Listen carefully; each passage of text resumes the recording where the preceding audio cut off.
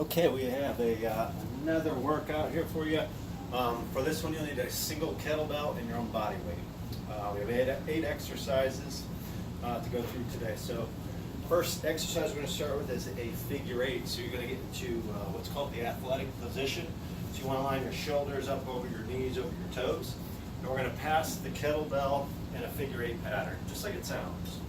When you're passing the bell, try to keep your hands in the bends of the handle. And make sure that you turn your knees out slightly so we activate the glute medius and minimus on the outside. So after your number or your time, we're going to switch directions. It's important to keep your back straight, keep your shoulder blades turned, pulled back, and turn into each pass. We use our obliques versus the low back muscles on these. So after your figure eight, you're going to pull your bell up into a crush grip position. The handle is going to be down while the kettlebell is up, so we can squeeze as much with our upper body on this as we want. We're going to inhale into our squat, make sure we get as much depth as we can. I'm going to exhale up and out of it. So when you're squeezing your kettlebell, try to engage your chest, back, lat muscles, inhale into it, exhale up and out of it. After your crush grip squats, you can do push-ups off of the handle or the ball of the kettlebell. Either or is fine. A little more depth with this one, a little more instability. So whichever one is fine. Just make sure that we inhale into our push-up, keep your legs tight, exhale up and out. Lock out the elbow that stays on the handle or the ball, and switch sides on each one. So inhale into it, exhale up and out of it. From there we'll get into our swing ready position. Hike the bell back high to your hips, and we're going to practice alternating swings. So switch hands when the bell is at its height and it's transitioning from its upswing into its downswing.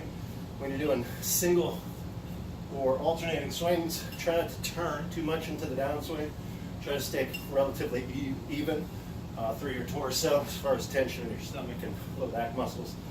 Keep the bell high in the hips, and that's what we're going to do, is alternating swings for that one. From here we're going to take a tall kneeling base. Make sure you keep your glutes tight. We're going to pull the bell into rack position. Always make sure your wrist stays straight. We're going to press from this position. Whenever you press, always make sure you start with elbow and ribs and finish back into this rack position with elbows into ribs. So keep your legs tight. We're going to press as quickly as we can.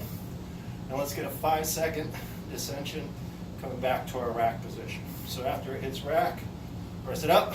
5, 4, 3, 2, 1, rack it, press it up, and a 5-second descension back to rack. So we'll do that on each side. And also important to make sure you keep your shoulders relatively level and square when doing these, just to make sure that we don't load up our lower back unnecessarily. After our kneeling presses, we're going to go to a ballistic row, so kind of back to our figure eight stance. Keep the knees turned out. Keep your back nice and flat. You don't have to do the ballistic version. You can do it slow and controlled and switch hands. We just call this the squat hold row. If you want to do the ballistic, it's a switch at the top. But just make sure we keep our legs nice and tight here.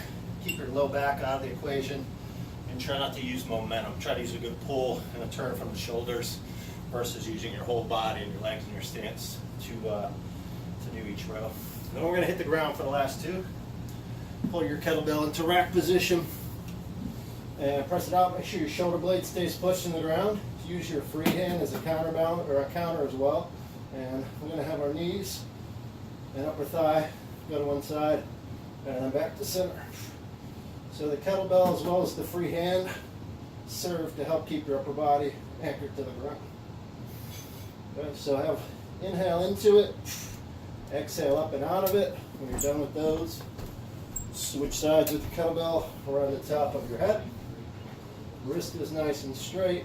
Press it out and take your legs towards the palm that's on the ground. So these are pressed wipers. After that, the last exercise, plant your palms. We're going to bring our legs over to one side. You can get a nice lower back stretch here, and then over to the other side. So we're making a V with our legs. It's important not to let them drop. It's important to always Be conscious of how your low back is feeling on these. Use your abdominals on the way up. Use a lot of leg and quad, and abdominals on the way down as well. So, like always, 3 to 5 rounds is pretty good on those.